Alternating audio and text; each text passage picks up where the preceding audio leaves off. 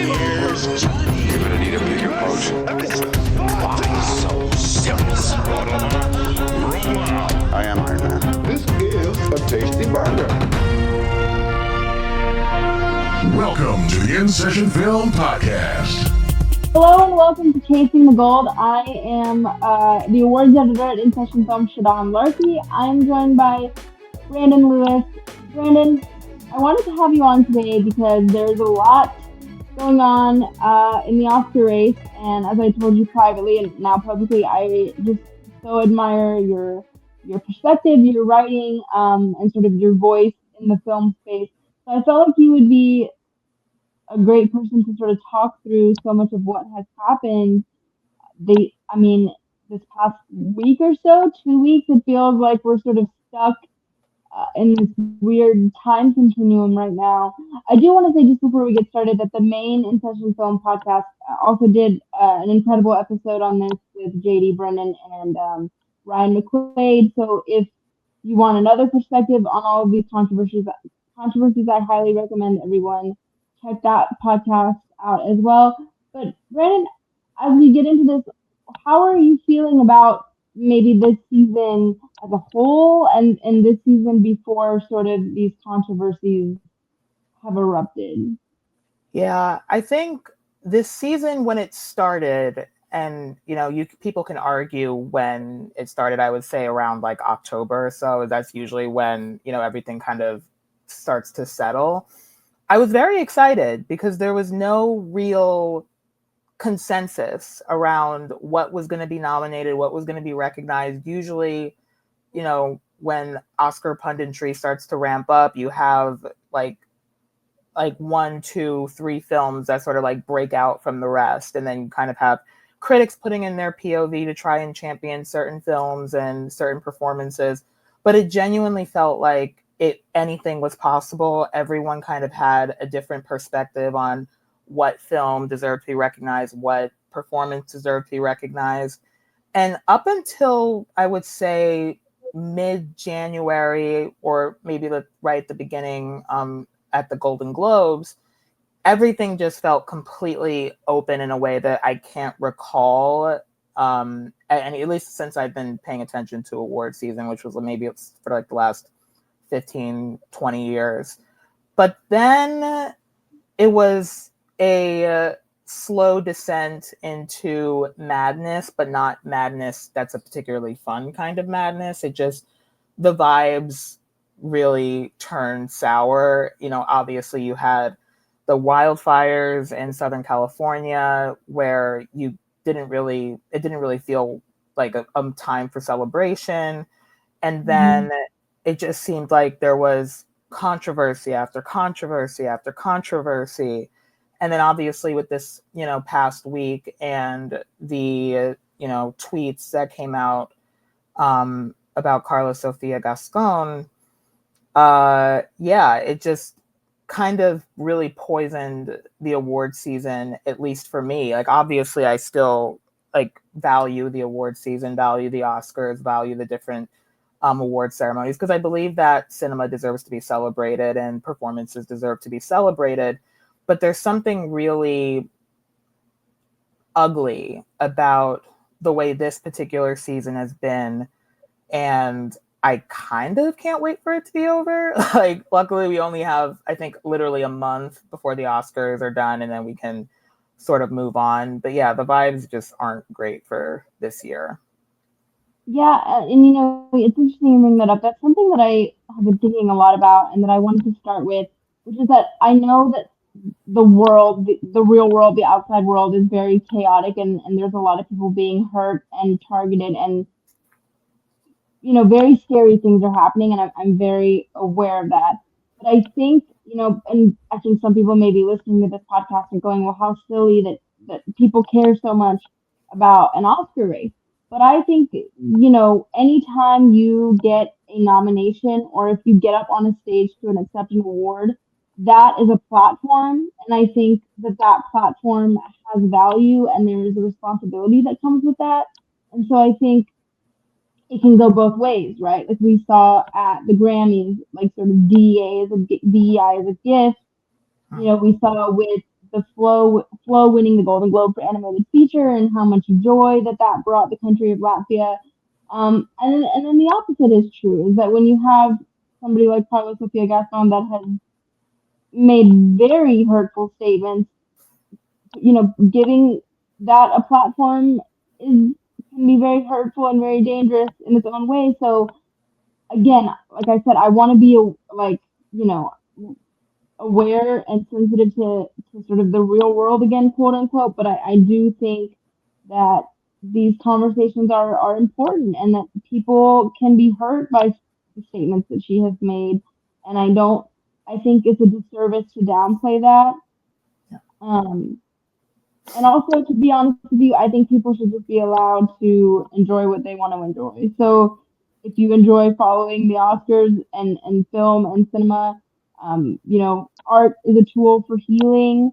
And I think we all need that right now. And so I guess I'm just trying to caution against the idea of, well, it's just a bunch of tweets from several years ago. What's the big deal? And I don't even think that's true because, to be honest with you, the tweets are not that old. Yeah. Yeah, no, I think I have a couple of minds about it, and even kind of stepping back from the Amelia Perez of it all, there was online, and unfortunately I'm chronically, tragically online. I remember, in the immediate days of the after of the wildfires, there were people who were complaining about the fact that different award ceremonies were being delayed and that nominations were being pushed back.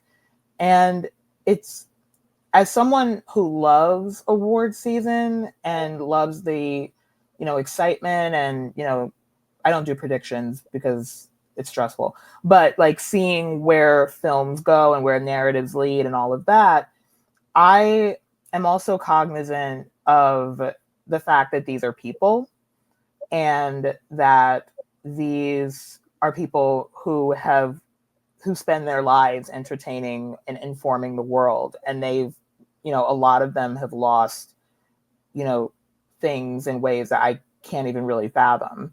Obviously, even with David Lynch, passing, given his sort of how he had to escape the wildfires. So the idea that people, were complaining or sniping about this being pushed back or this being delayed. I was just like, we kind of need to take a step back here and remember that these are people. And, the Oscars will survive. The Oscars are still probably going to happen. A lot has happened in the world in the last 90 odd years. The, Academy Awards have been a thing. So let's sort of keep that context in mind, that at the end of the day, these are people, and, award season matters in certain contexts and in, certain situations, but also I don't think that it's something that should supersede the humanity of, a large portion of the industry losing something, whether it be their homes or their work, or God forbid, even like potential family members or even their own lives. No, I mean, absolutely.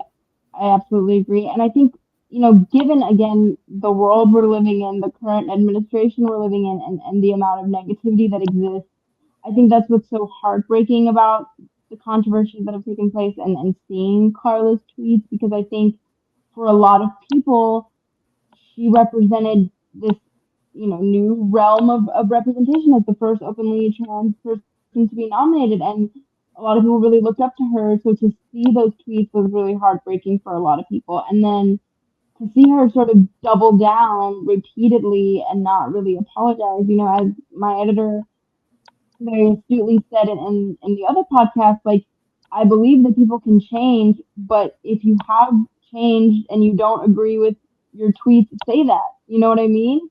And she has not really done that. She's kind of gone into like self-preservation mode and attack mode and has sort of doubled down. She's sort of, you know, done interviews without Netflix's permission and has sort of gone rogue, if you will. Yeah. A lot has happened just in the past couple of days. It's been reported from Variety and The Hollywood Reporter that she is no longer going to be attending any of the events of this week, AFI, Producers Guild, Directors Guild. So it's just a really, I don't know. I mean, this whole thing is just, and it keeps changing, it keeps going. I don't really know what's going to happen next. I mean, what are your thoughts on sort of the way that her maybe statements have played out, and just in terms of the broader context of Amelia Perez, and there's just so much to unpack there. Oh yeah. I think, well, it's been a journey, hasn't it? I remember sort of once Amelia Perez kind of started picking up momentum early, like at Cannes, like this is going to be the film of the award season. I definitely try to extend grace to Carla in the sense that she's going to be facing a level of scrutiny as a contender that very few actresses could fathom, because she is going to be the first openly trans woman nominated for any acting category, let alone lead actress, which is like one of the big ones. So, things started even when she gave an interview about, sort of the criticism from trans critics about Amelia Perez. I definitely felt uncomfortable by it. And I was like, this doesn't feel right. But I also, thought, well, maybe she's being defensive because I'm sure that she feels like she has to be defensive because people are going to, and, I wish we didn't live in this world, but we do.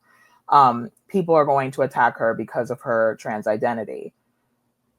And I was pretty much at that position up until the tweets started to come out, even when, she made those statements about Fernanda Torres saying that, there were people in her camp who were staging like a shadow campaign against Amelia Perez.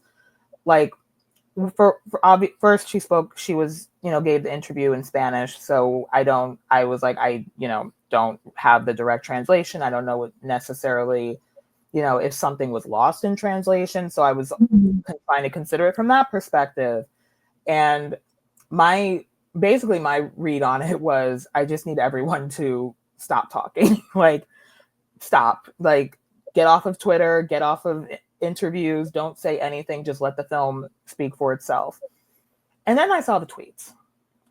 And I was shocked and disgusted and devastated by them, because in sort of extending grace to her, I, basically excused behavior that normally I would find reprehensible.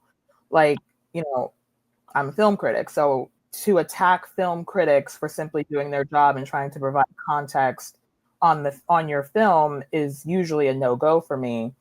But I thought that she was just being defensive and that she didn't necessarily mean to attack critics, so on and so forth.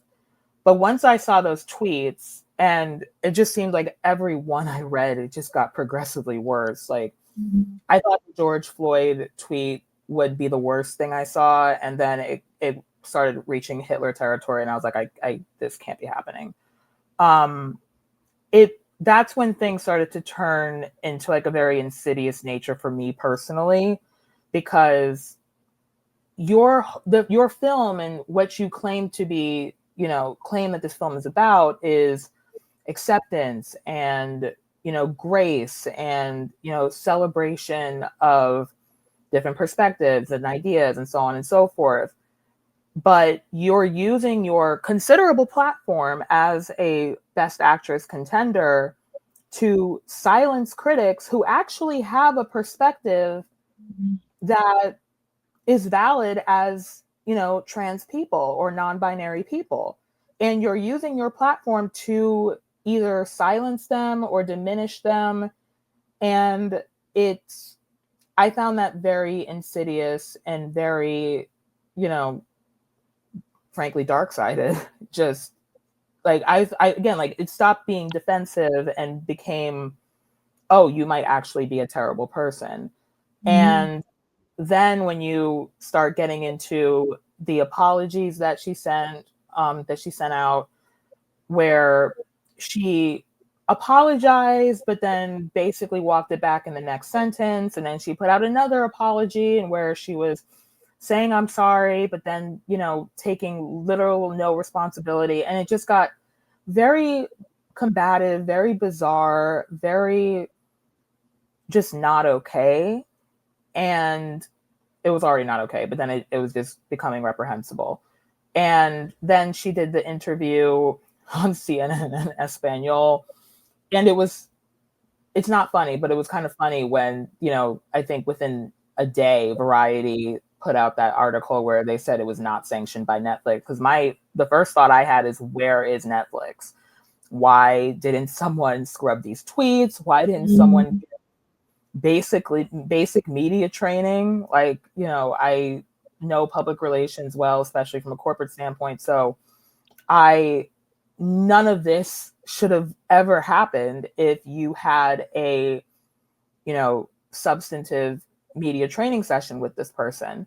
So, yeah. And now, obviously it's gone very, very far. I think Kyle Buchanan at the New York Times made a good point that most online controversies don't tend to break out of the online bubble because they don't. And, Oscar voters are typically offline, but now it's very much public because she, quite frankly, has just not stopped. And now you have the director, Jacques Audiard, criticizing her, and, basically the film's awards chances were probably as good as you could hope for in a particular season, and it's just completely collapsed into nothing. So, yeah, it's a very strange experience. It's very disheartening. I feel, terrible for the trans community and the non-binary community, because this could have been such a powerful moment that has now been overshadowed because of, frankly, someone's ego and someone's inability to really have empathy for anyone besides themselves. Mm-hmm. And then, read the room. Like, yeah, there's just no real, genuine, thoughtfulness or insight involved. So it's pretty awful. And I think once March 5th or 4th happens, I'm fine to never think about Amelia Perez again. And, I hope that we can all collectively learn from this. I think like I said before, I think the whole season, even separate from Amelia Perez, has been pretty terrible. So yeah, but it was just like the final straw for me in terms of where this went and how completely screwed up it's become. No, and I'm very much on the same page. I think when people complain about cancel culture, it's not about cancel culture, it's about accountability culture. And I think so much of this could have been avoided, again, if she just would have said, hey, this is from maybe my past, or I felt differently, etc., etc., anything other than what happened. And I agree with you, Brandon. I also come from like a PR marketing standpoint. So for me, at the beginning, my perspective was, how is this even happening? Because if you have an actress that is newer on the scene, it's PR 101 to do, again, basic media training, go through the tweets, talk about, hey, these, maybe talking points, prep for interviews, et cetera, et cetera. So this whole thing could have been avoided, I think, with proper planning. Now it seems like she is a bit confrontational, so maybe some of these things would have still played out the way that it did, but I do think this whole thing could have been avoided.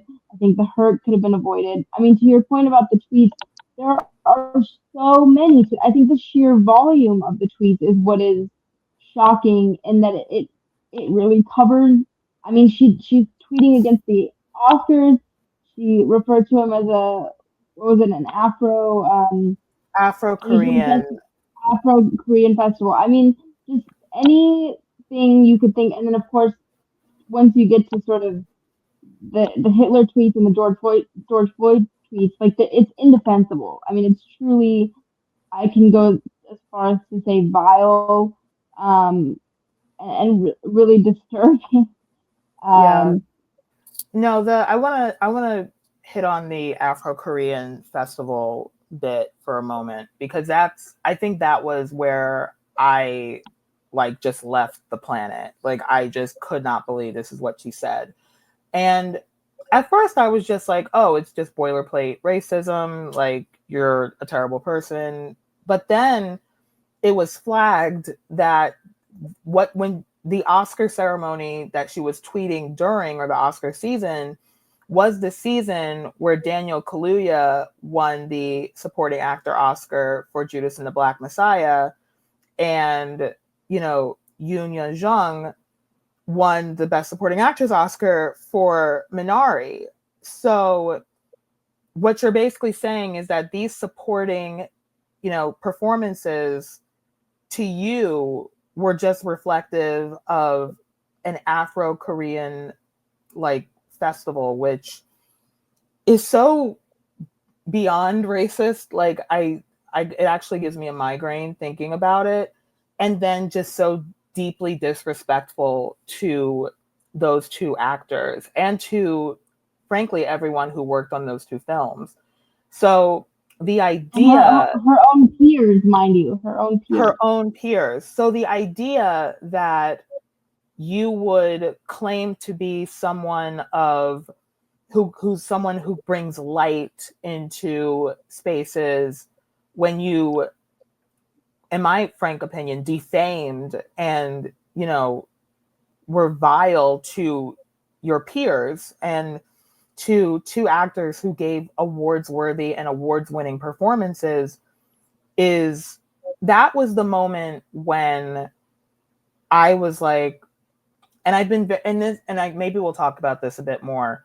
That was the moment where I was like, maybe the Academy should rescind her nomination. I don't know what the process, I'm pretty sure it's never happened, and I don't know what the logistics there are. I've been very iffy about it as a concept, because it's like, there are a lot of people in Hollywood should probably have their Oscars rescinded if we're gonna like do it. So, and I think the conversation around separate the art from the artist is also very fraught. But that was when it pushed beyond that, and it became something where it was like, maybe we need to consider this, because it's one thing to be racist. Again, she probably isn't the only racist person in the Academy. I remember, because I remember the anonymous Oscar ballot the year that Viola Davis was campaigning for the Woman King, and this person said that all she did was snot all over the place, and it was a hideous comment. But it's that, and then on top of that, defaming your colleagues and your peers and their work, and distilling it into that frankly nonsensical racist comment. So it's just like, that was the moment when I was like, we need to look into this more. And I think, again, it's very complicated, and I don't know logistically what that means or practically what it means. But for me, that's when that tweet was where it crossed into potentially unprecedented territory. I mean, just looking at the history of the Academy, I do not think there's a possibility that her nomination will be rescinded, just because there have been so many people Yeah. with bad behavior that have been nominated, and those nominations have stood. The only And times won. we have, and won, exactly. And the only times we have seen nominations rescinded was if it was a rule violation or if a film, was marked as original but was actually an adapted screenplay type of a situation. And in those situations, they only have 4 nominees. They wouldn't like replace the person Right. with whoever the sixth place person was. So I don't see a world where her nomination is rescinded. What I think is interesting too is again with the doubling down, because now she's playing the victim, which I also find very disturbing, because it's like she's acting like it's some sort of, again, like conspiracy of, oh, why are these places like Variety or Hollywood Reporter sort of doing this to me? But it's like, man, the tweets are your tweets. Like nobody was, no, this was not done to you. This is the consequences of things that you have Said. done and said. And so, I think before all of this happened, I think Hollywood was very much ready to embrace Carla, and I could have really seen her becoming, and I'm not saying that's not still possible. Again, there's plenty of people with horrible behavior that have been, forgiven and embraced all over again. But I think it's just interesting that now she's going down this route of like, look at what's happening to me and look what was happening to my family, and playing the victim with no regard for the people that she has genuinely hurt, the people in her own community that she has genuinely hurt. I find that very troubling. Yeah, I find it. I'll take it a step further than troubling. I find it reprehensible Mm-hmm. because you're there's. I think celebrities tend to walk a very fine line in terms of being a representative for their entire community, and I am very sensitive to that because especially when you're from a marginalized, underrepresented community, it's not fair for everyone to put the expectations of of that community on one person. That's just too much for Mm-hmm. anyone to bear. But she has claimed that mantle for herself. So for you to claim that and then say these horrible things and then try to paint yourself as a victim of a witch hunt or whatever, like, are you incapable of taking yourself out of it for like 5 seconds and think about what you have done to, you know, other trans actresses and other trans actors and just trans people who are currently in this country being written out of existence by executive order? And maybe that doesn't mean anything to her because, she's from Spain or she's European. So she just doesn't, that context is not what she has. But she claims again in her statements that that's something that she's, considering and thinking about. So it just makes the behavior across the board just entirely reprehensible, where you can't even look at the damage that you've done to the broader community, which is under attack in ways that I didn't think were possible in the 2020s. And again, you attacked your colleagues and peers. Apparently, I believe that you attacked, at this point, attacked your fellow nominee in Fernanda Torres, and the Brazilians got you together. And, so yeah, I just think that in terms of next steps, I think I don't see her winning. I frankly didn't think, no, I didn't necessarily think she was winning anyway. I think it's Demi Moore's Oscar to lose, potentially Fernanda Torres, because I think, with the extension of the Oscar voting timeline and the Golden Globes exposure, that has sort of helped her campaign immensely. So if she had a shot, it was a relative long shot, but now she's guaranteed that it won't happen because who's going to rally behind her now? And then she's put Emilia Perez at risk of, again, a film that had received 13 nominations and was a stone's throw away from being one of the most nominated films in Oscar history and potentially the first Oscar that Netflix has won in Best Picture, now you've thrown that into chaos, which is why, you know, Zoe Saldana is stepping back and Jacques is stepping back from her. So, you know, frankly, you made your bed. Now you have to lie in it in Spain instead of being at the Academy Awards being feted for your performance. And, you know, we'll touch on the impact of the race shortly, but that's, again, why I wanted to have this conversation, because as you rightfully said, trans people are being hurt in this country every single day. And so that's, again, why I think representation matters. This platform matters. So we can sit here and say, oh, it's just a silly award show, but people are being harmed by statements like this. And I really think we need to take that seriously, especially because we have somebody in the Oval Office that's harming people. You know what I mean? It's like, Yeah. it's important. And anytime, and I said this on another podcast, but anytime somebody from a marginal community is saying, hey, your statements are being hurtful, we owe it to them to pay attention, even if that challenges us in some way, even if we don't agree with that initially, we owe it to them to stop and say, what is it about this that may be, difficult or whatever to process. And I just feel like I wish she would have done that. I wish, she would have taken the time to listen. And speaking of Odiard, I mean, he made his own reprehensible statements about Mexican culture and why he chose to make Amelia Perez and there was a brown face, let's just say it, used in the film. So like all of her statements have kind of distracted from the fact, or maybe even, I don't know, you could argue added to the fact that this film in general is not a appropriate or respectful or a representation of Mexican culture or Latino culture in general at all. And so there's that ripple to it as well of this movie that is supposedly was trying to package itself as you mentioned, a beacon of light, a beacon of progressivism, is not that. It's the exact opposite, I think, actually. Yeah, no, I completely agree. And I think that's why the director, put out the statement that he did today.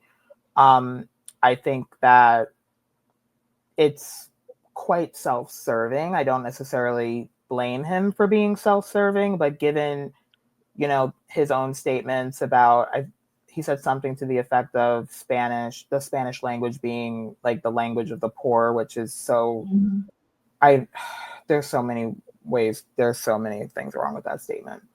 So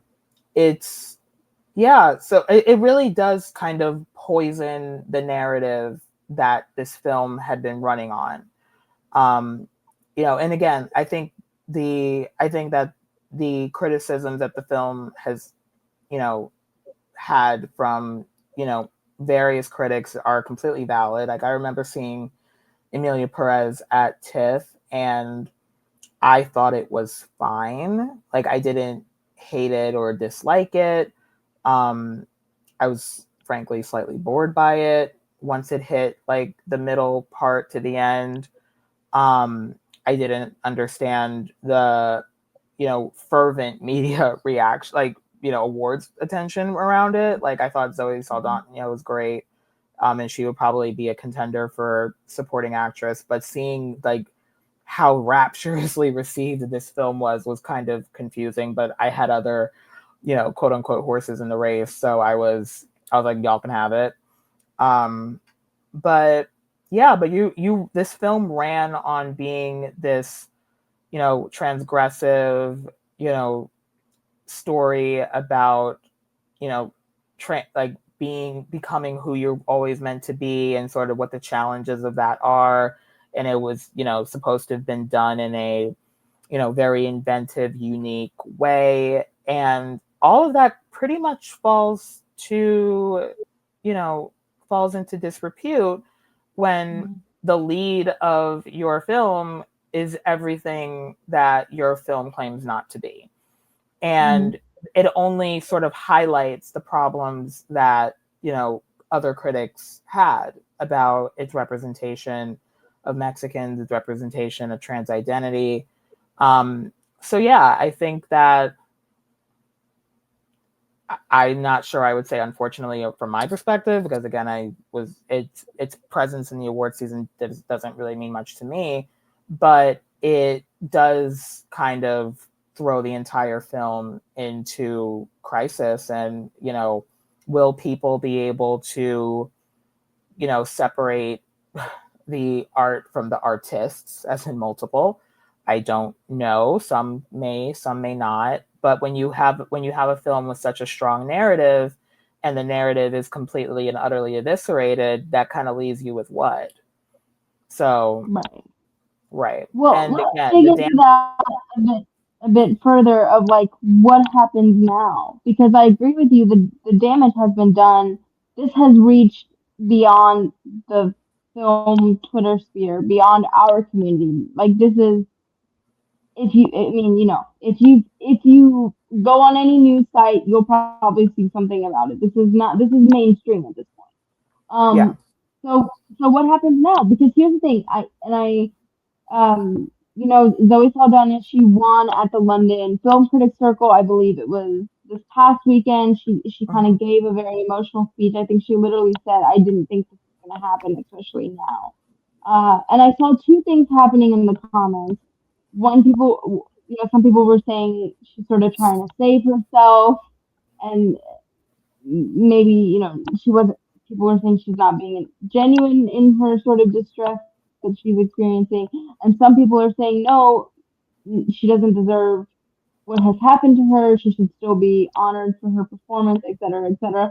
I very much fall into that camp of, this is something that's completely out of her control. As was mentioned on the other podcast, there's a lot of talented, not only actors, but artisans that worked on this film, and it feels like they are all being unfairly punished because of the choices that their director and star has made. But it kind of feels like a lose-lose of like, if, let's say, because Critics' Choice is this weekend, so let's say if Zoe wins and she gets up there and she gives a great speech, is that enough to salvage the her chances, or the film's narrative, or is it seen as something that's sort of self-serving and like a PR move? I don't know.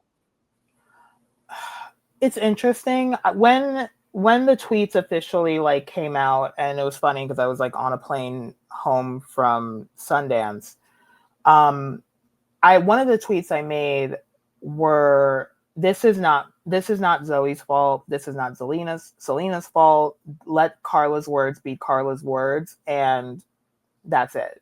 And I think in the context of when you take it out of the award season campaign context, I can see where some people would sort of see Zoe's reaction as, disingenuous or trying to save herself. I also think that Oscar voters and people in this sphere kind of know what goes into campaigning.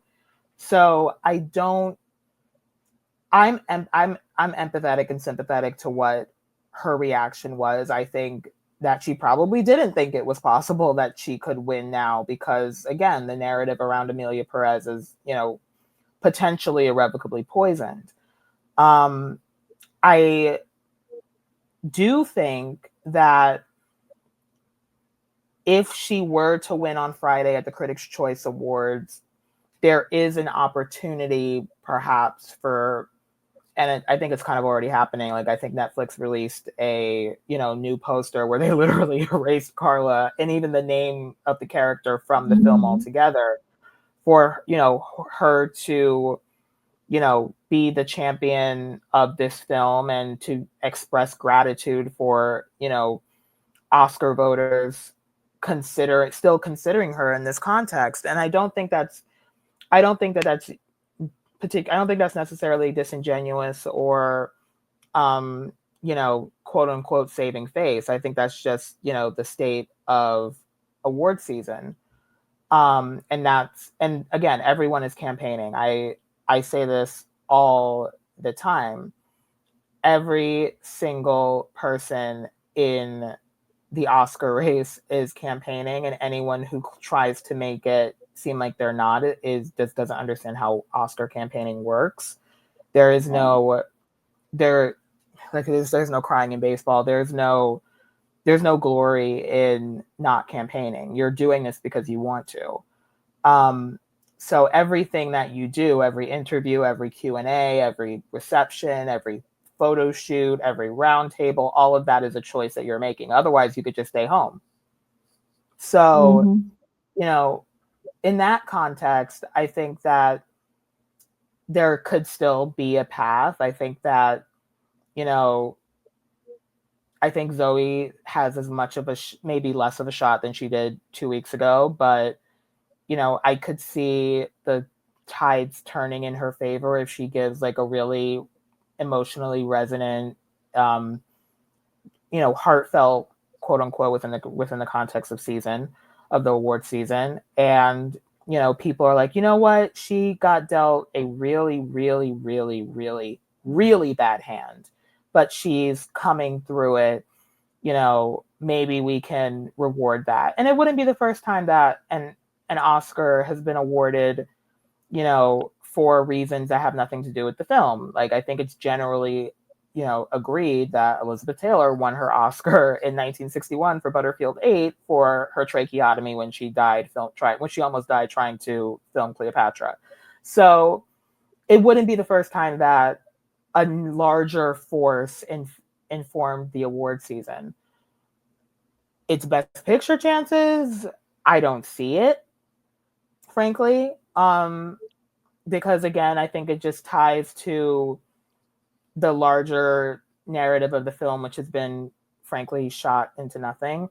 But I guess in like some of the smaller categories, like maybe El Mal, that's Zoe's song, that could easily kind of just be part of that package. I'm not necessarily a big package person. I think people just sort of vote as they vote. And then, some of the other like smaller like craft categories, I think that there could still be a chance, but I don't think it will be the haul that many people were kind of expecting of the film. I think, again, Carla's chances are gone. And I think, Best Picture is kind of back to being up in the air again.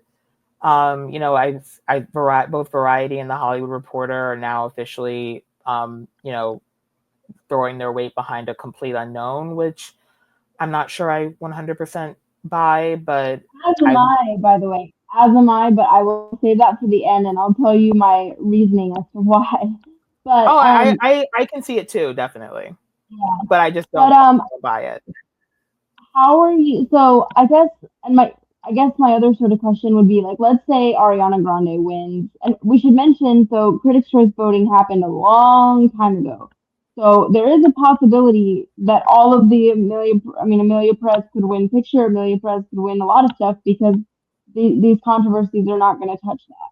So, but like, if Ariana wins, do you think that then we could say, okay, the train has left the station, sort of a thing? I would say possibly, leaning towards yes. I think that, and I say this usually when it comes to awards, that have very little to no crossover with the Academy, which the Golden Globes don't, and neither do the Critics' Choice Awards. It's really about looking like a winner. Like, that's why it matters.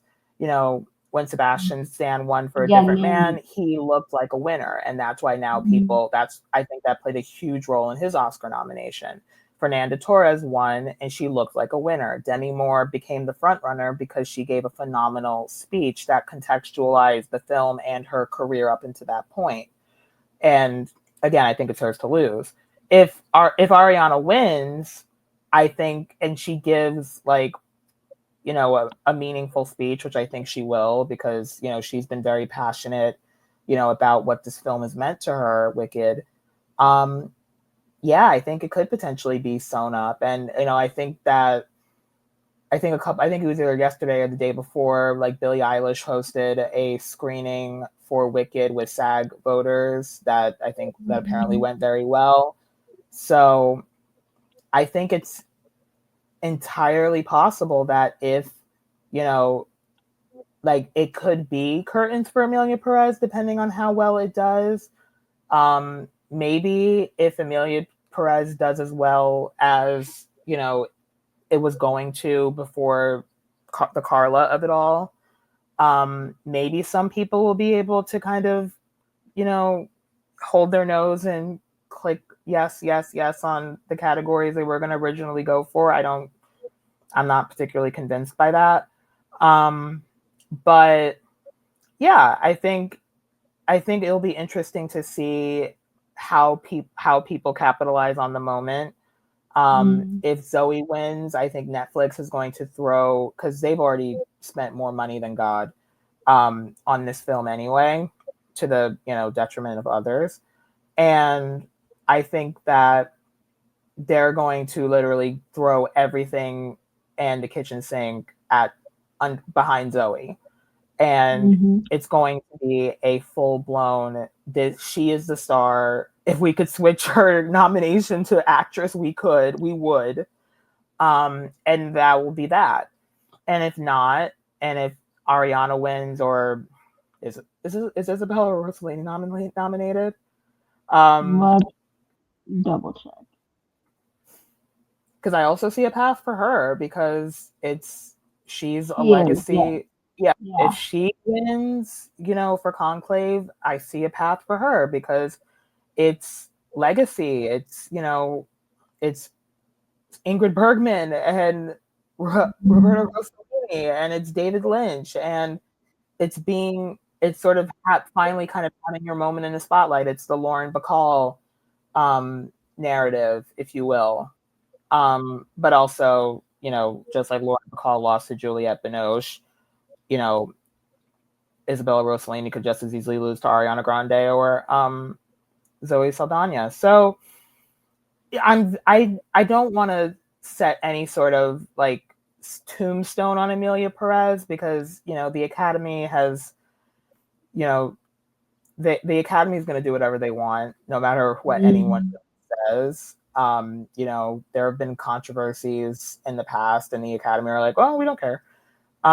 So, but I think that Amelia Perez is probably in the worst position.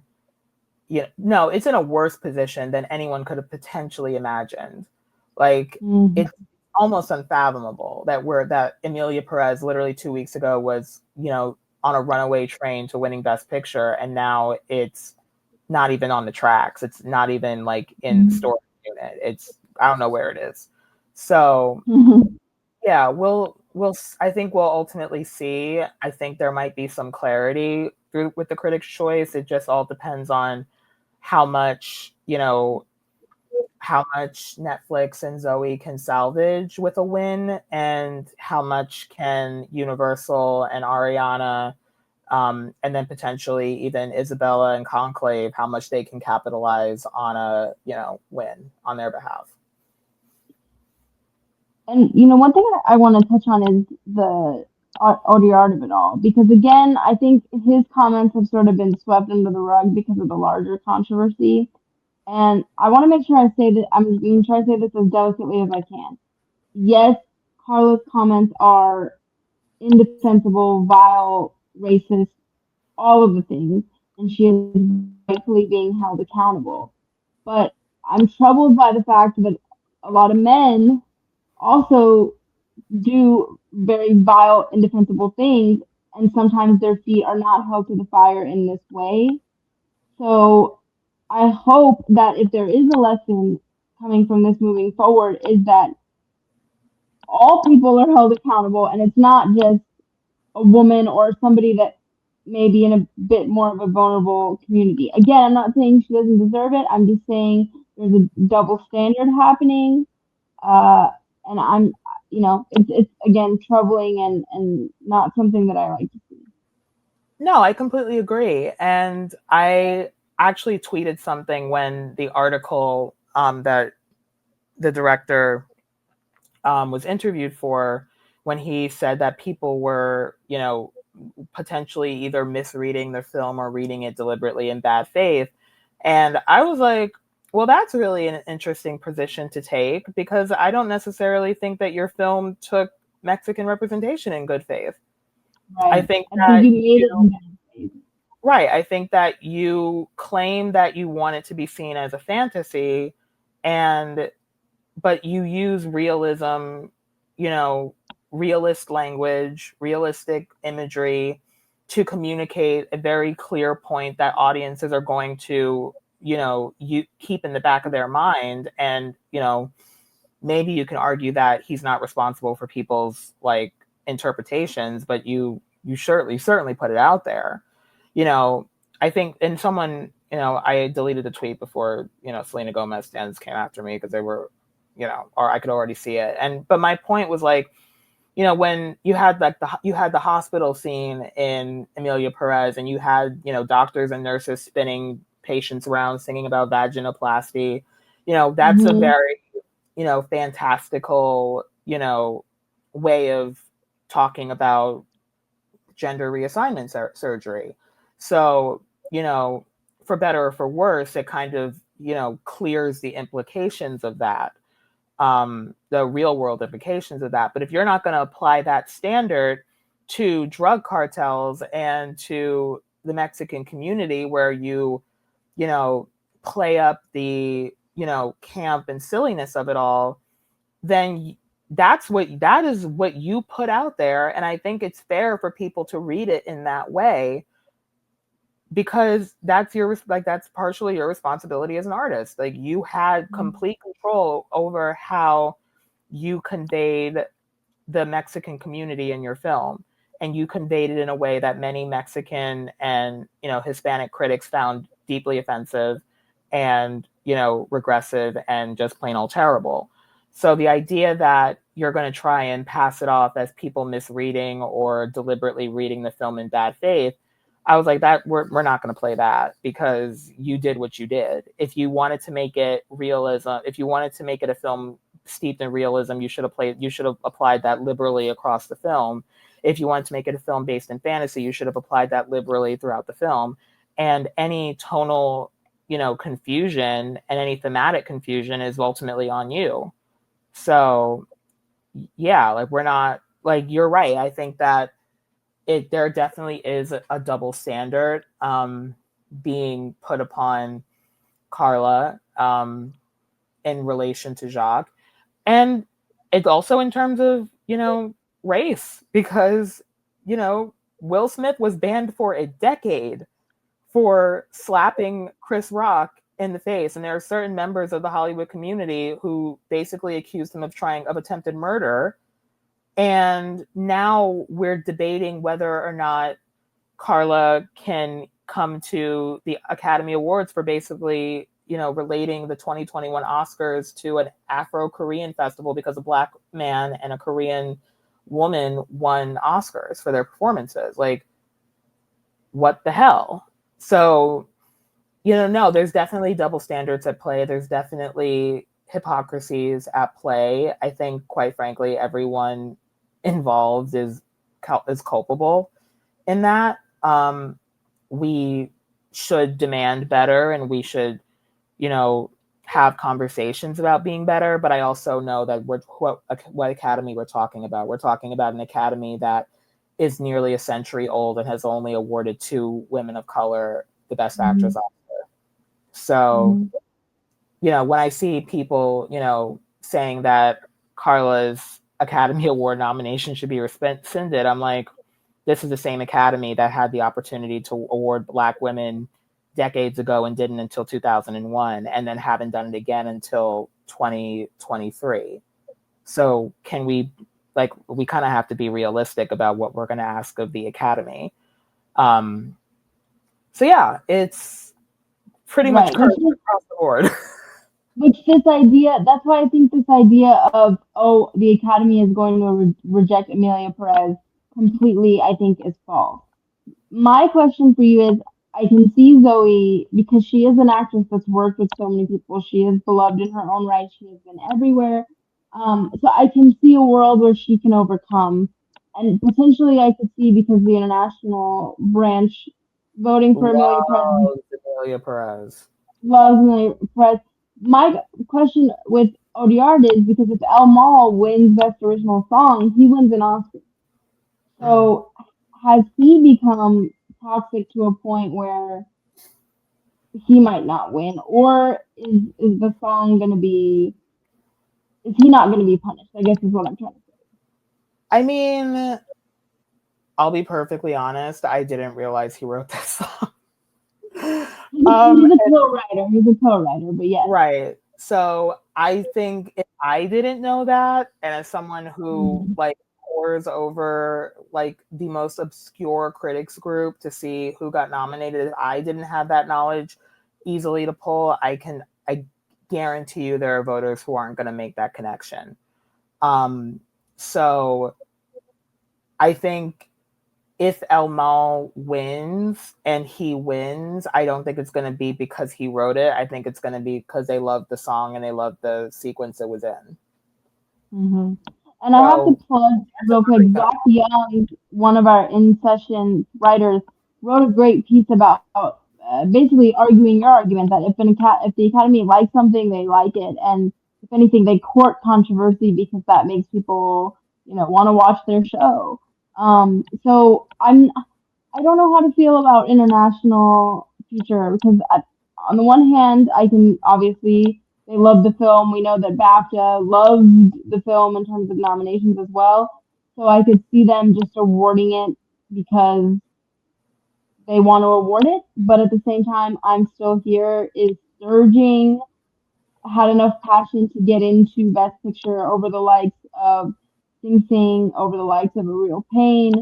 So clearly there's a lot of passion for that film. So I guess I don't know how far to take, like how much damage has really happened here in terms of our winners. I don't really know. Yeah, I think I'm Still Here is a really interesting. Also, Flow, which Mm. shocked me, an international feature in a great way. I love the film. I think it's gorgeous. Um, yeah, I think it's interesting. I think the Academy is gonna Academy because that's what they do. I also think that when you think about the film Amelia Perez as it's like, again, I keep going back to its narrative, but I think that's relevant. When you think about its overarching story, it's easy to break out a film from a movie or even a performance from a movie, not Carla's, Zoe's. It's easy to break out like the little elements here, like, oh, I love the costumes of this movie, or I love the production design of this movie. Like I think that's easier for voters to think about. But with international feature, you've got a film that if you vote for this film, you're saying that theoretically, you're saying that you support what this film is trying to say. And Mm. two of the creative forces behind this film have come out, have said things, and have tweeted things that are in direct opposition of the film of this film. So again, the Academy will do whatever they want, but I also think that the Academy can be a bit, you know, self-preservationist Mm. as a replacement word for cowardice. Um, so yeah, I think in theory they like controversy, but I also think they don't really want a Green Book or a Crash or a Driving Miss Daisy or a Ziegfeld Follies or all of the other opportunities where a film, that is just so, narrative wise wrongheaded, is representing the year. And Mm. I think that I'm Still Here is a really, really, really easy pick to make because it got Best Picture. The fact that it got Best Picture was like, I think one of the biggest shocks of the last 5 years. And I think Absolutely. it's a brilliant shot because I loved the film, blew me away when I saw it over winter break.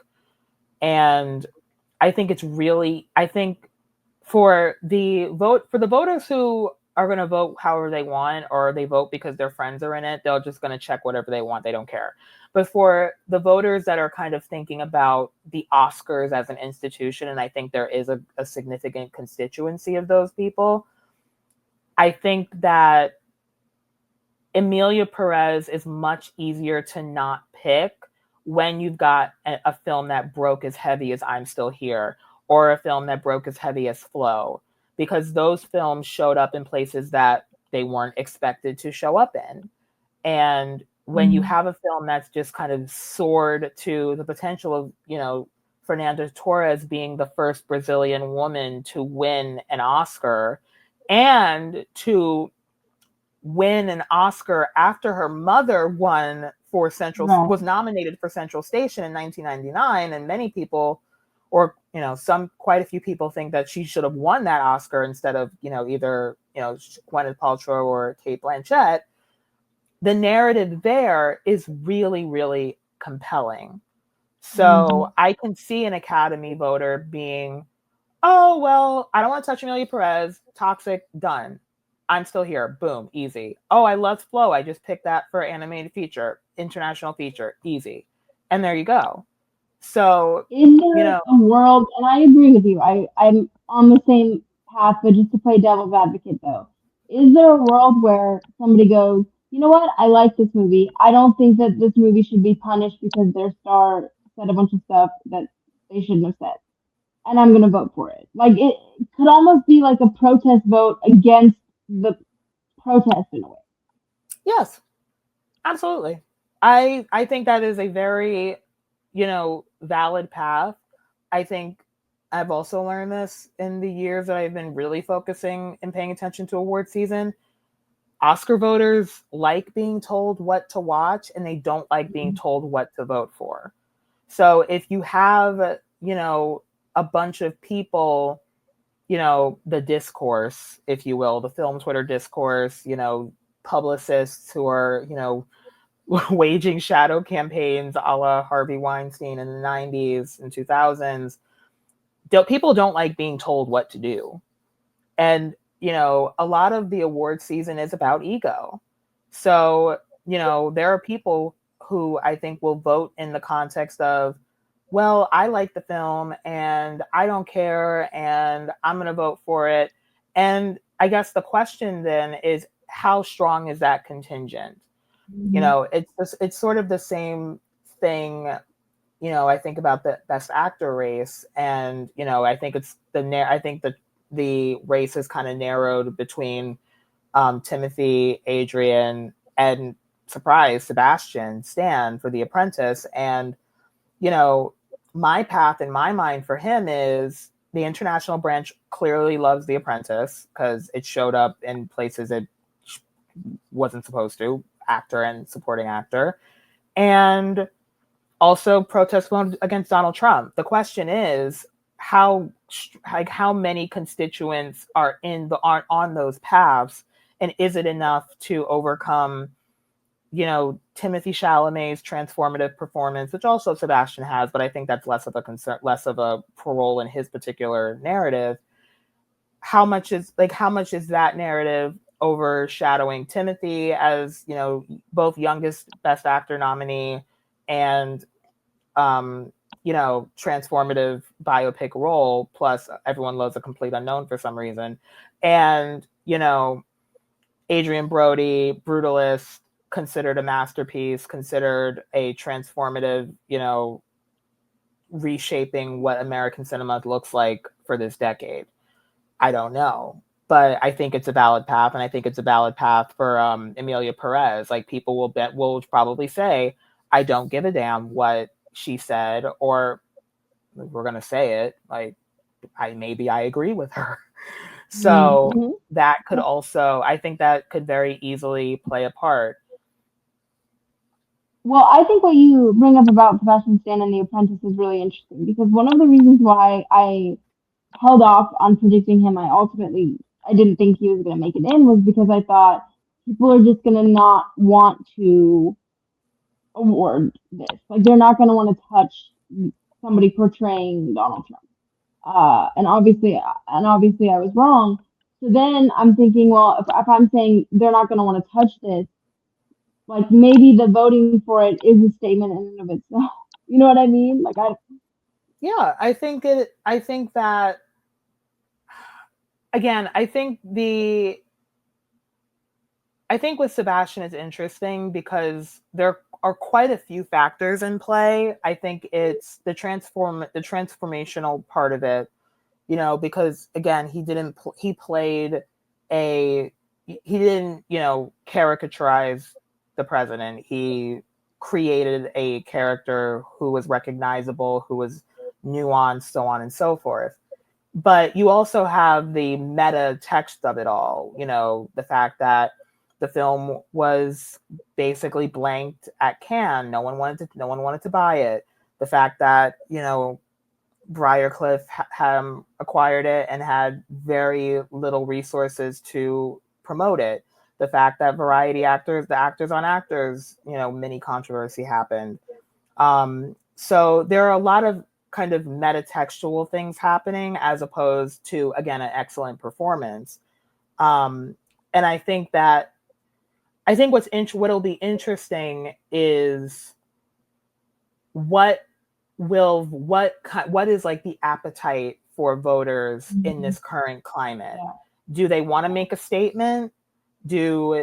And what does that statement mean? Is it a statement of, you know, screw Donald Trump, we are, you know, a progressive minded community, which in that case benefits Sebastian, benefits benefits films that aren't Amelia Perez, because obviously I think part of that responds to rejecting Carla's comments and Jacques' comments, or is it we're not touching that? We want our vote to be about the art, and we don't want to put any, you know, political metatext in it, which, you know, again, you could also just focus on Sebastian's acting, which I think is valid, but that also benefits the other performances in that category. And then it would benefit Amelia Perez because they'll just take it on the chin and they won't think about the larger, you know, narratives at play. So I think that's another sort of thing, and that's happening, you know, in voters' minds right now. And this leads me beautifully to, as I mentioned, the fact that I'm currently predicting a complete unknown to win Best Picture, because I thought, you know, Amelia Perez was going to be sort of the statement film. But now I don't know if there is another statement film, because The Brutalist has had its own sort of controversy around how much AI was used and in what ways. I don't think it's necessarily valid. I think it's a film with a small budget and they used AI very sparingly to sort of not even aid the filmmaking, but maybe just literally do things they didn't even have the money to do, or and they, you know, touched up the Hungarian accent for Adrian Brody a little bit. But like Right.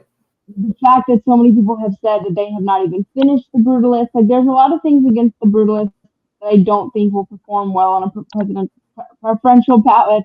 Wow, that tells you where my brain is.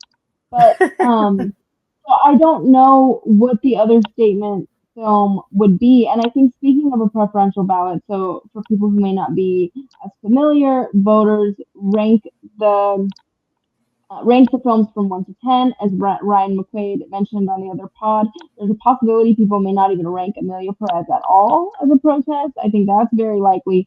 But in a year where you have an Oppenheimer or an Everything Everywhere All at Once that's able to reach like the 50% threshold that you need to win, some films reach that threshold, I believe, during the first round of voting, they win outright.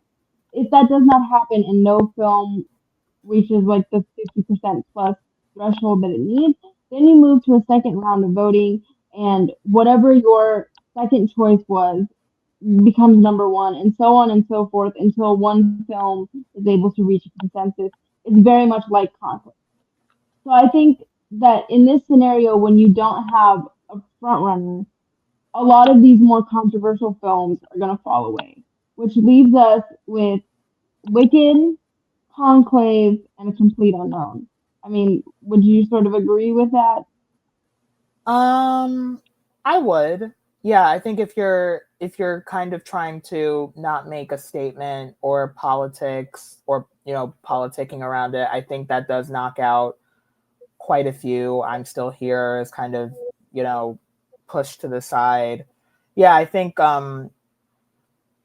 mean, I guess with Conclave, If they what's were to make a political statement, And if Amelia Perez is out of the picture for that, what would that film be in your mind? If they didn't want to make a political statement. If they wanted to make a political statement.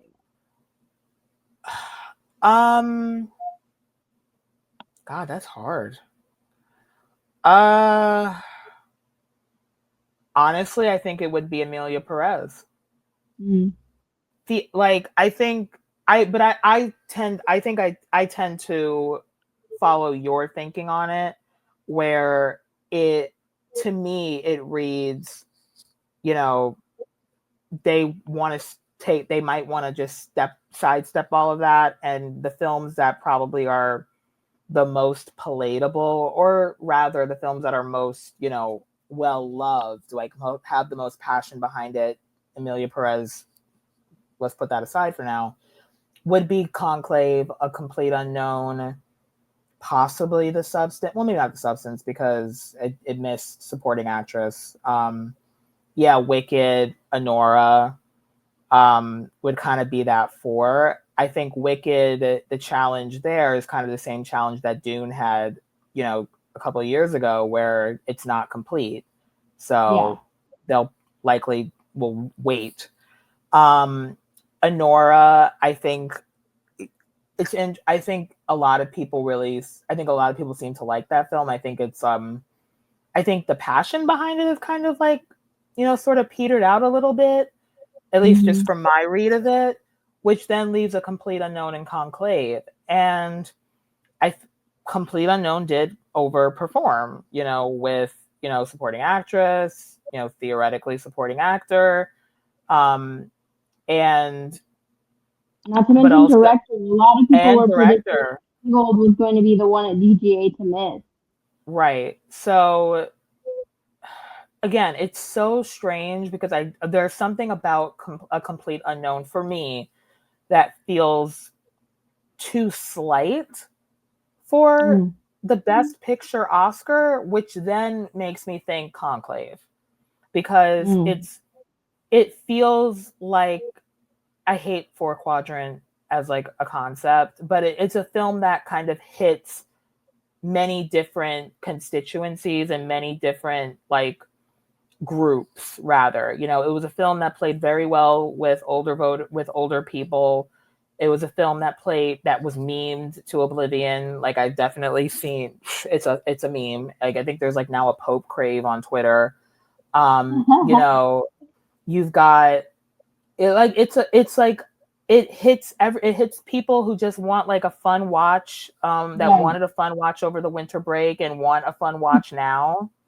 Granted, you could argue, because you're looking at people, as you said so eloquently, who are struggling in LA right now and are not maybe not want to sit through something really difficult like The Substance per se. So like having something that's a middle of the road, feel good, in terms of A Complete Unknown, sort of about this iconic American figure who was very political in his own way, stood up for civil rights during his time.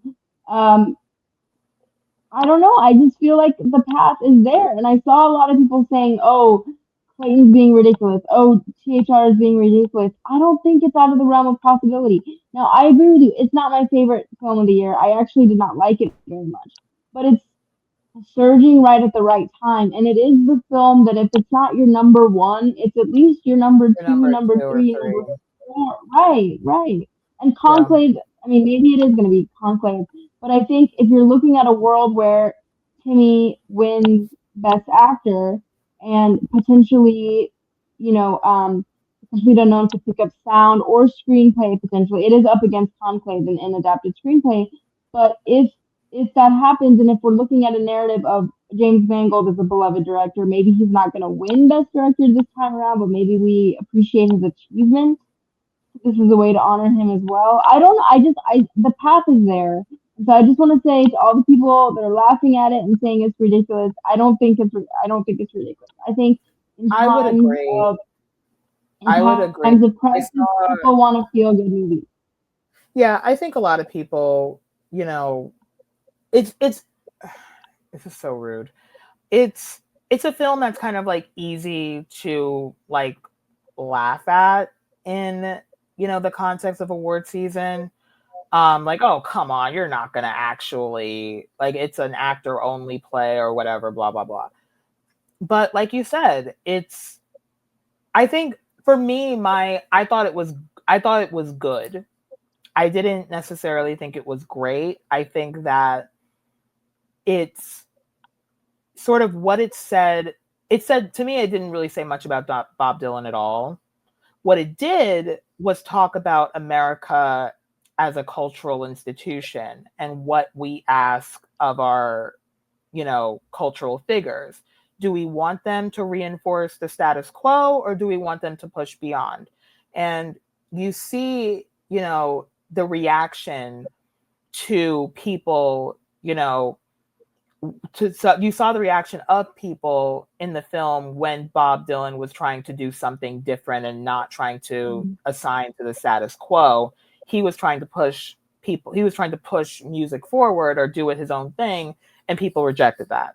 So I think that narrative, I think that theme is very palatable and very easy for, people and then ultimately voters to get behind.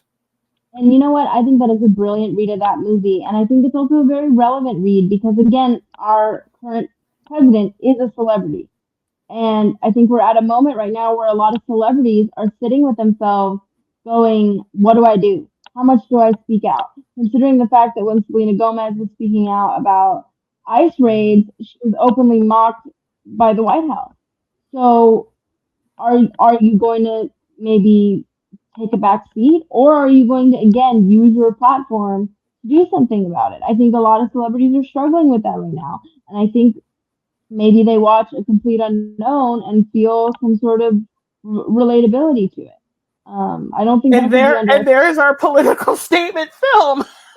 Maybe. I mean, that didn't occur to me until just now when you kind of gave again that brilliant read of the film. But I was like, wait, that is inevitably political. Yeah. I mean, all films are politics, but despite Right, what right. some filmmakers in horror might think.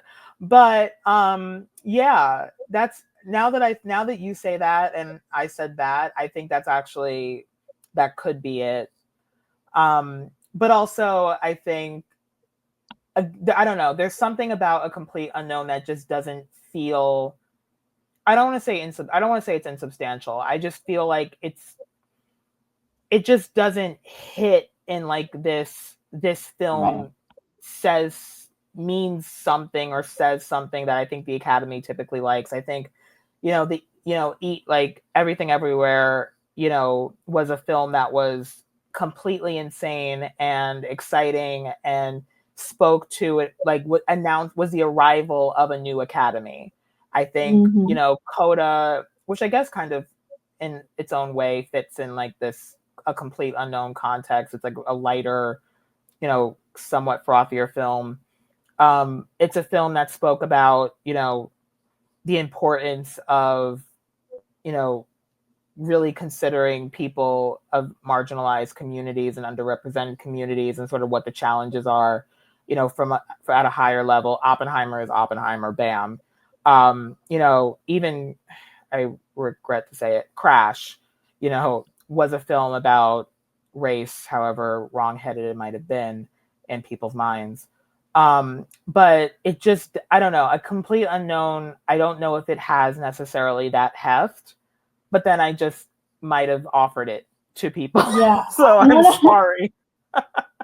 You're now going to be responsible for a It's complete not unknown my winning that. fault. But let me ask you this though: does Conclave have that heft? Because to your point, it's been mean to and I mean I like Conclave. I don't love it as much as some people do, but that's also kind of a little bit not frothy, but I don't know. It's a little bit like I cheeky think at some points. I don't know. it's splashier. I think it Mm. when I think of heft, I think thematic heft, and then also just like what's actually happening on the screen. You have someone trying to blow up the Sistine Chapel, like that. Like that's like an indelible image. Obviously, you have the ending. That we don't. I don't know if it's a spoiler at this point. Everyone, I think most people have seen it. Um, with the new pope being intersex. Yes. You've Let's just got say it deals with gender identity better than Amelia Perez does, actually. right. And then it's also, it's fun, it's camp in its own way. You've got, Camp is the word that I was looking for. yeah, you've got like Wicked's also camp. Mm-hmm. But you've also got like a bevy of, beloved actors in this film, Ray Fiennes, Stanley Tucci, John Lithgow, Isabella Rossellini.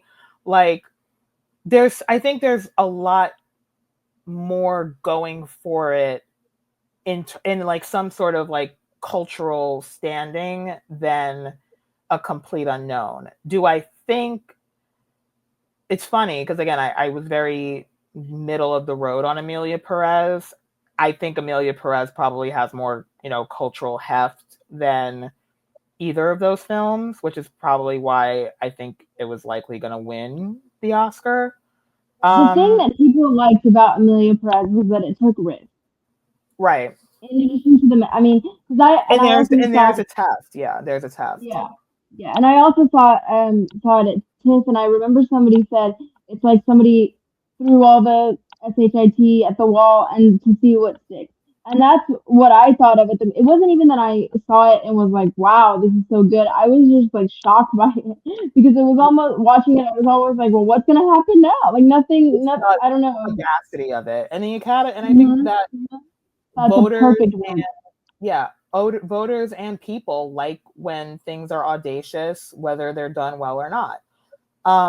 So yeah, but with Amelia Perez gone, Dune Part 2, that breaks my heart because that was my personal favorite film of the year.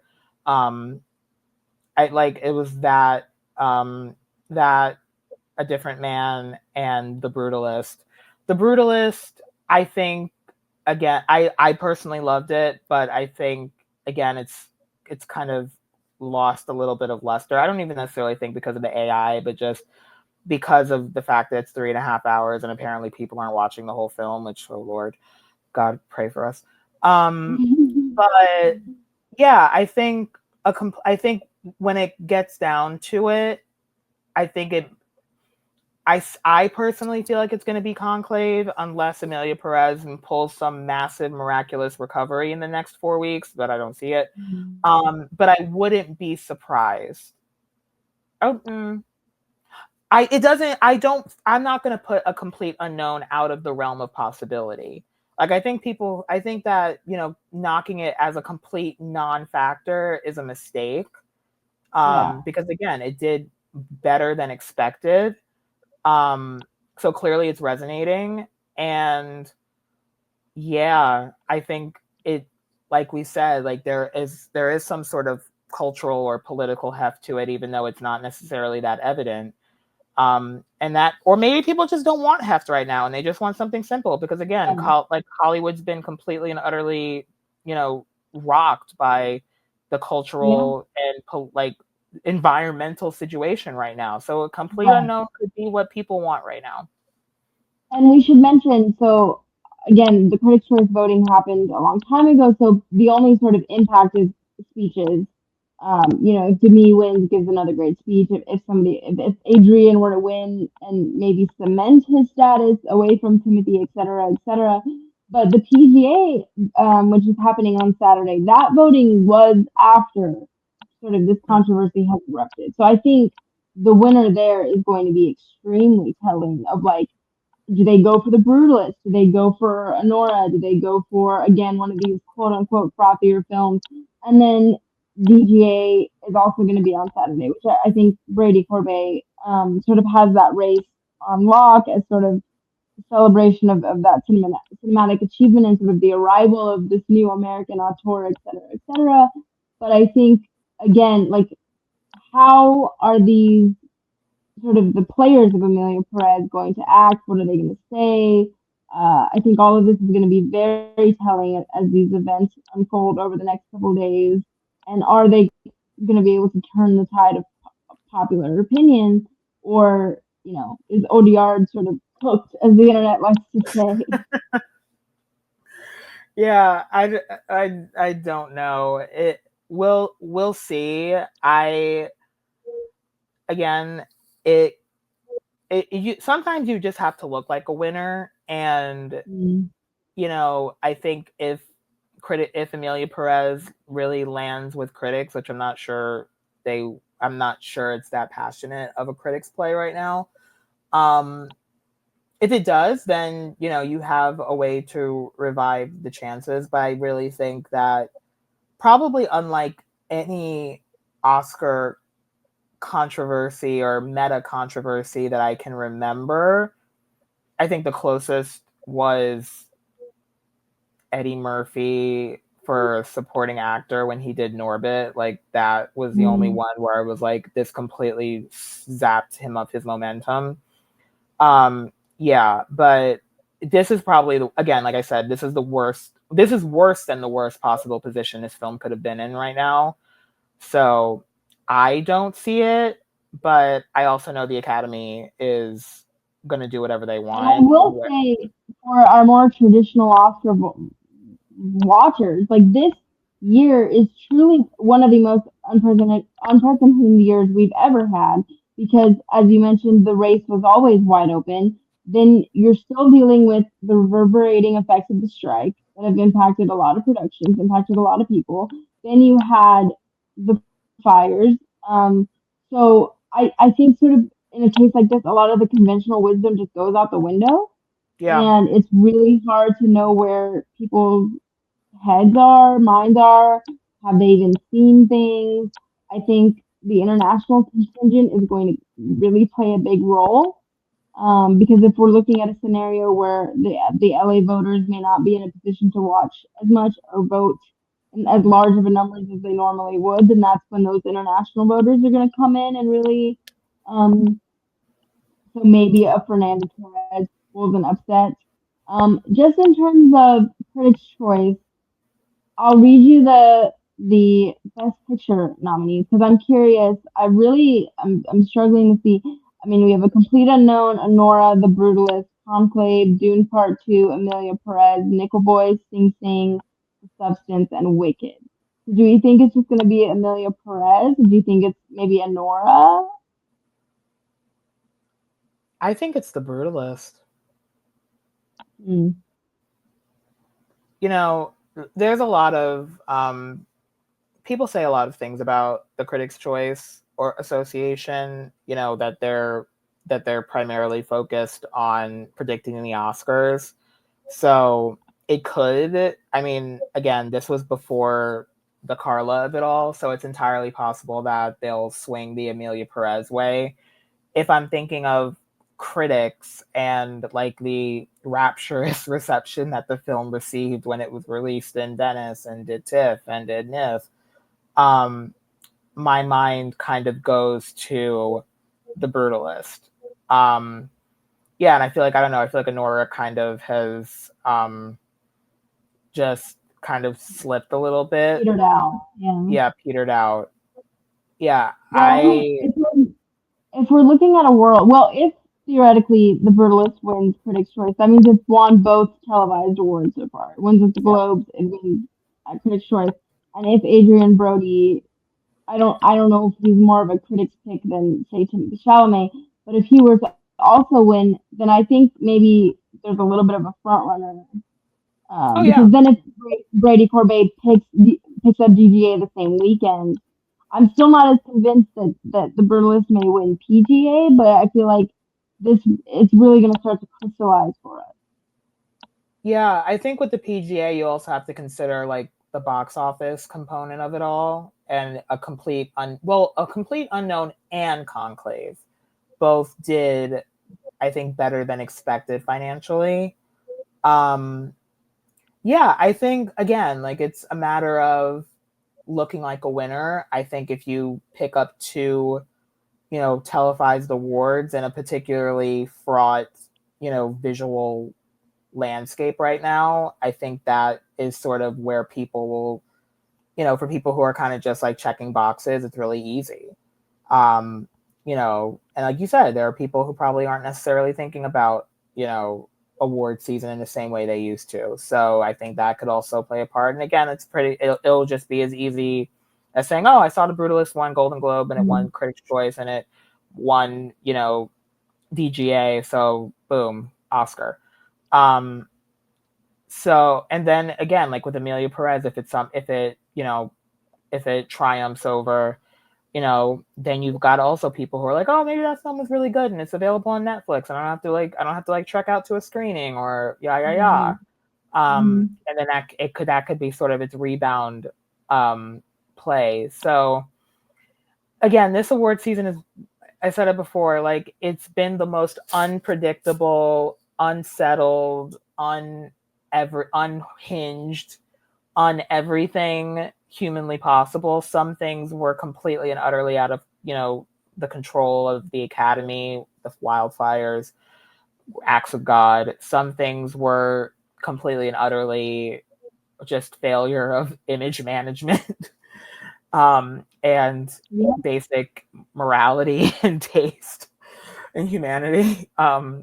So yeah, it's, it almost feels like doing, like, its predictions feel so almost haphazard at this point because it literally can go any which way given where this award season has been. But yeah, I think if I were to like put a stake in the ground, I think Conclave is going to ultimately claim it, but I wouldn't be surprised if either A Complete Unknown surprises or The Brutalist, people are just blown away by that, like, create like craft level achievement and the performance of Adrian Brody, or if Amelia Perez, people are just, I don't give a single solitary damn about what Carla said or what Jacques said. Yeah. It's possible that post Globes, people have just had more time to see The Brutalist. Same thing with I'm Still Here, right? Like if those films were not on your radar before, they are now. They are I now, yeah.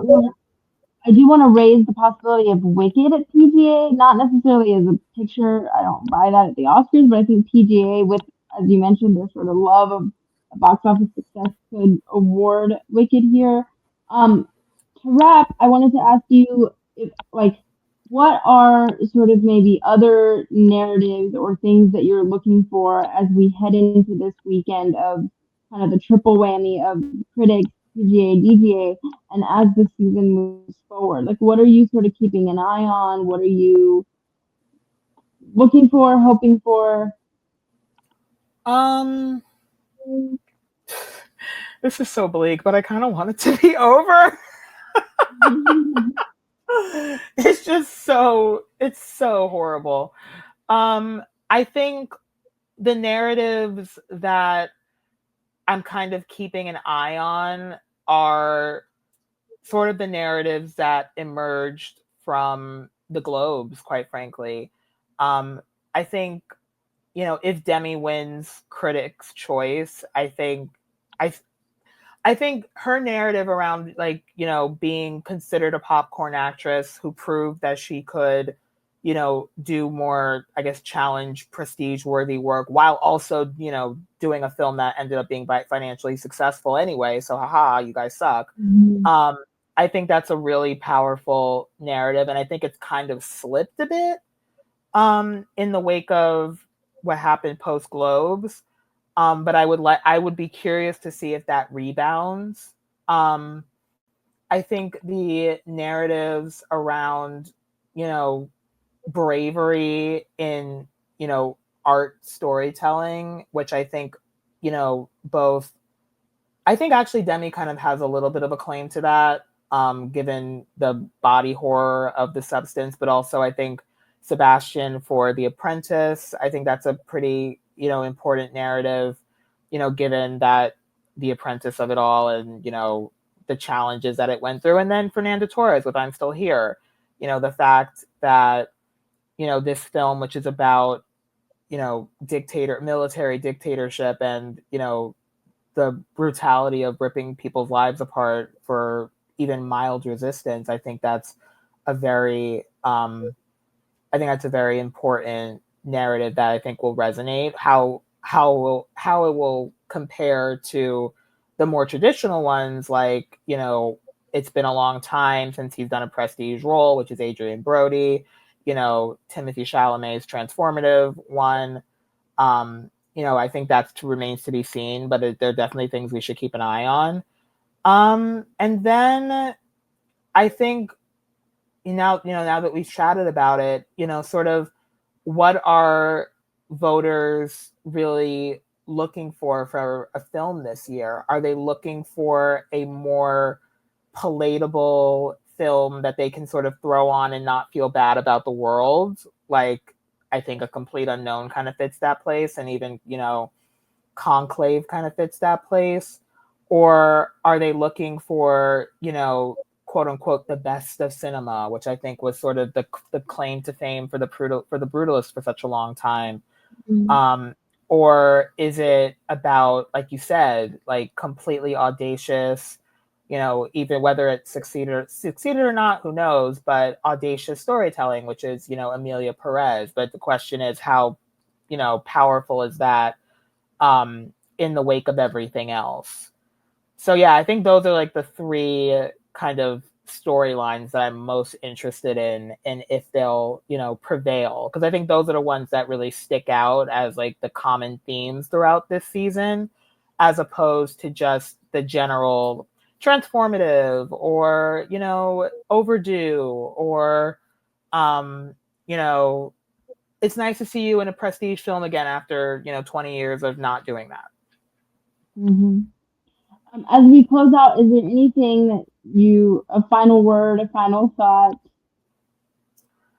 Um, I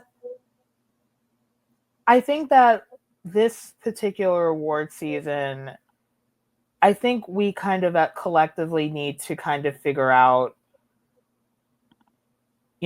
what our priorities are. And I think I alluded to this in the beginning, because art is in a very precarious place, I think. Generative AI is here. It's not going anywhere. You have, directors and actors who are, openly at least considering it. The types of stories that are going to be told in this current administration are also, is it going to be resistance or is it going to be complacency? And I think that what this season so far, and it's only a month left, so thank God. But I think what this season so far has kind of highlighted is it's really easy for us to let the worst impulses, guide us. So everything from, awards pundits fighting each other about their, sort of what their predictions are, or, stands attacking other nominees, because they want to support their potential nominee and then their ultimate nominee. Like the idea that someone would attack Isabella Rossellini for being for having, however many minutes in in Conclave is lunacy, because she's Isabella Rossellini. She's Ingrid Bergman's daughter. She's Roberta Rossellini's daughter. She's literally Hollywood history. And it also just shows a genuine you don't understand this space, because, legacy is a big deal at the Oscars. So yeah, I think that as we close the book on this, I really think, and I include myself in that, I think we need to be really honest about what we value and whether it's worth it when what our goal should be is celebrating art. I'm not going to lie and say that, that's everyone's motivation, because it's not. But I do think that whether you're a fan of an actor or you're a fan of a filmmaker or you're wherever you land, the way that this award season,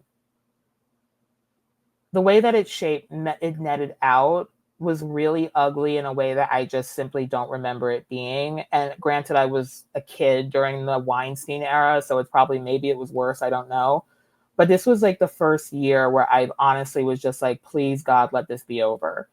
And it's such a disappointing feeling, especially at the beginning of it. It was like, oh God, please continue, because it's so exciting and there's so many films being recognized and, you know, so many potential opportunities. And to see it turn so ugly so quickly, both because of things outside of our control and then things indirectly in our control, is really disheartening. And I think it makes us, you know, it makes us wonder why we're even here in the first place. So given that I think there is genuine value in the Oscars and in award season, there are financial implications, there are cultural implications.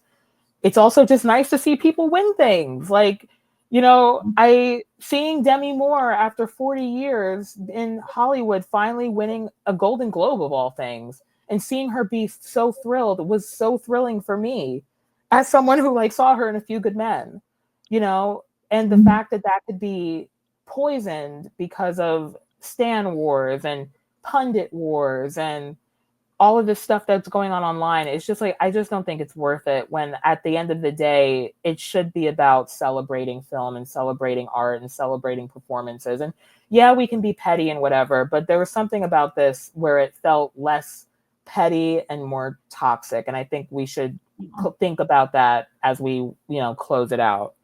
That's beautifully said. I feel like we should just leave it there, but I do want to give you the opportunity to plug your work, because as I said, I think you are a brilliant, vital voice. I know you're working on some things that you're really excited about. So take it away. Where can people find you? Where do you write? What are your socials? Tell us all of it. Yeah, there are quite a few things that I am excited for that I'm writing, and also things that I'm panicking about. I'm working on some Sundance reviews, God help me. But I write for my own site, whenthingsgopop.com. I also am a chief film critic for Geek Vibes Nation, and I'm also a contributor at Awards Watch, where I recently interviewed Sebastian Stan for his work in A Different Man in The Apprentice, Marianne Jean-Baptiste, who should have been nominated, for Hard Truth, and then Aaron Schimberg for A Different Man. And the director's cut of that Sebastian Stan interview is coming. And if you want to see me at this point now, you know, make my entire internet personality about Twinless and The Kiss of the Spider Woman from Sundance, you can follow me at blewis1103 on Twitter. Please do follow Brennan, and I hope you come back. This was not a fun discussion because we were talking about some not so nice things, but again, it's just a joy to pick your brain. I do want to encourage everyone to follow In Session Film, contribute to our Patreon if you are able. There's so much, you know, great writing happening here, and any support we can get, we really appreciate.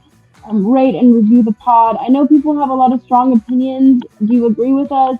Do you want to come on the pod and tell me what your views are? I welcome any sort of feedback. I think these things, we only grow when we continue these conversations. Brandon, I'm so grateful to you for taking time out of your schedule to have this talk with me. I just adore you, and I'm so grateful.